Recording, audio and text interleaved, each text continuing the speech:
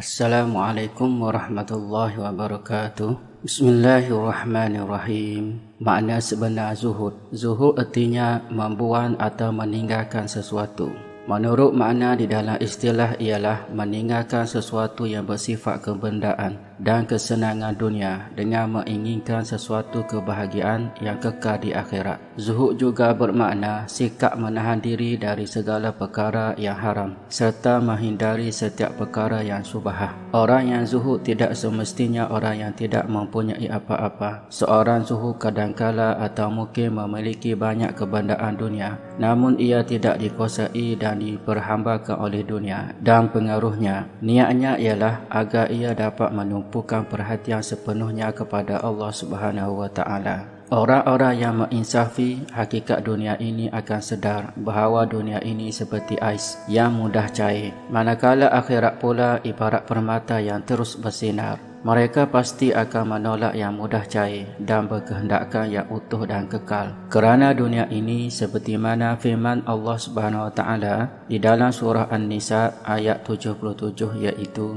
Bismillahirrahmanirrahim. Qul mata'ud dunya qalilun wal akhiratu khairun limanittaqan. Artinya, katakanlah keseronokan dunia ini hanya sementara sahaja, manakala akhirat itu lebih baik bagi orang-orang yang bertakwa. Allah Subhanahu wa taala berfirman lagi di dalam surah An-Nahl ayat 96 iaitu Bismillahirrahmanirrahim. Ma indakum yanfadu wa ma indallahi baq. Yang bermaksud apa yang ada pada kamu itu akan berakhir, manakala yang di sisi Allah akan tetap kekal. Peringkat-peringkat zuhud. Yang pertama, zuhud al-mutazahid. Peringkat ini dianggap peringkat permulaan zuhud. Umpamanya seorang itu memaksakan dirinya bersikap zuhud terhadap dunia, tetapi hatinya ada berkehendakkannya, tetapi ia terus berusaha berjihad dan melawan nafsunya. Yang kedua, zuhud biasa. Dalam peringkat ini, zuhud itu diamalkan secara biasa, tanpa memaksa diri mengamalkannya. Ia sudah menjadi kebiasaannya, tetapi ia sering merasa cukup dengan zuhudnya. Ia merasa bahawa ia telah meninggalkan sesuatu yang berharga demi mendapatkan sesuatu yang lebih besar dan lebih bernilai lagi.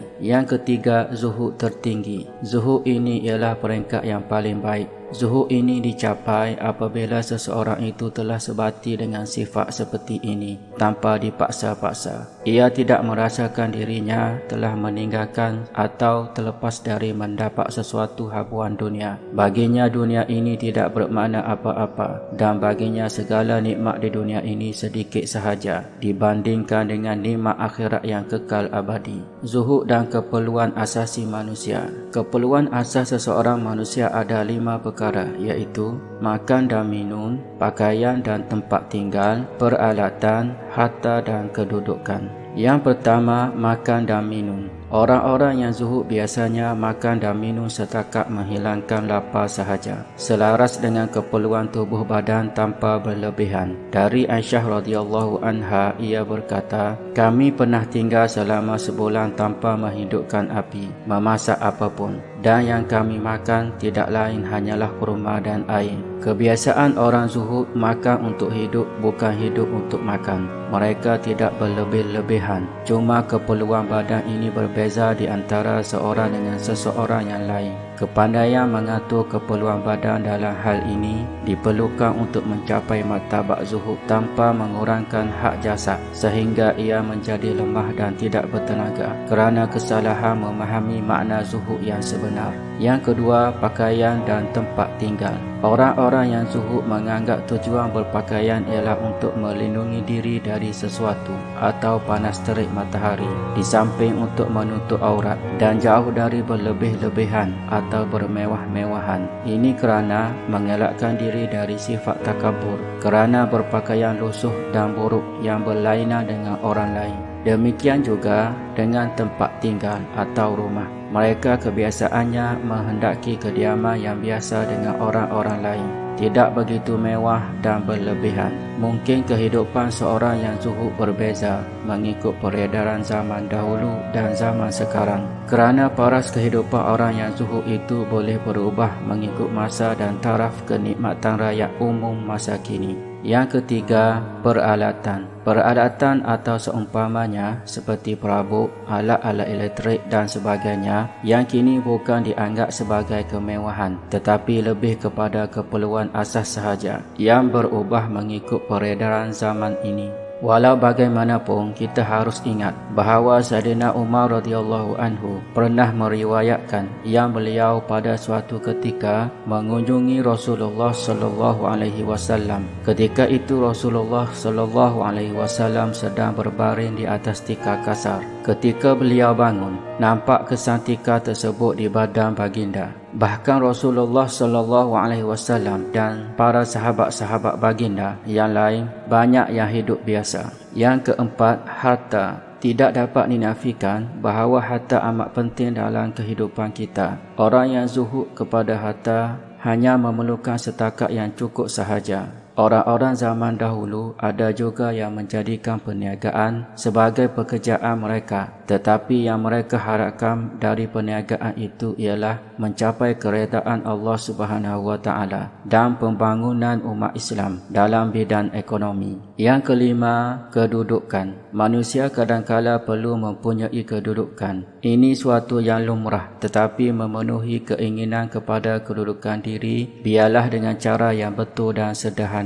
Kesibukan berzuhud juga boleh membawa timbulnya penyakit baru, iaitu mahu dikenali oleh orang ramai sebagai orang yang berkedudukan zuhud, sedangkan ini bertentangan dengan zuhud itu sendiri. Dengan kata lain, keperluan-keperluan asas tidaklah termasuk dalam perkara yang dipandang buruk oleh Islam. Jika seseorang memenuhi keperluan tersebut, tidaklah dianggap sebagai berlawanan dengan sifat zuhud. Apa yang penting ialah keadaan hatinya tidak berubah atau tidak banyak dipengaruhi oleh keduniaan. Tanda-tanda orang yang zuhud. Di antara tanda-tanda seseorang itu bersifat zuhud ada 3 perkara, iaitu yang pertama, tidak terlalu gembira dengan apa yang ada dan tidak pula keluh kesah dengan kehilangan barang-barang atau seumpamanya. Sebagaimana firman Allah Subhanahu wa taala di dalam surah Al-Hadid ayat 23 yang bermaksud agar kamu tidak kecewa dengan apa yang luput dan tidak gembira dengan apa yang diperolehi. Yang kedua, orang yang mengejinya atau orang yang memuja dirinya adalah dianggap sama sahaja, tidak berasa takabur dan sombong. Yang ketiga, senantiasa merasakan kebahagiaan dan ketaatan terhadap Allah Subhanahu wa taala. Ibnu Al-Mubarak berkata, sebaik-baik zuhud ialah menyembunyikan kezuhudan. Akhirnya, persoalan zuhud ini persoalan yang tidak mudah untuk dijelaskan dengan panjang lebar, khasnya oleh orang-orang yang mungkin belum benar-benar zuhud. Namun kita dapat merasakan bahawa persoalan zuhud ini jika dapat difahami dan dituruti dengan baik, boleh mengurangkan salah faham di dalam masyarakat tentang erti zuhud yang sebenar. Ia boleh menambahkan rasa kecintaan dan kesyukuran kepada rahmat Allah Subhanahu wa taala dan mengurangkan kesibukan mengejar harta benda dunia secara yang tidak sihat. Dengan cara ini juga pertikaian kerana merebut kemewahan dunia yang melampau ini dapat dielakkan. Dari Sah bin Sa'd Az-Sa'idi radhiyallahu anhu berkata, seorang lelaki datang menemui Rasulullah sallallahu alaihi wasallam.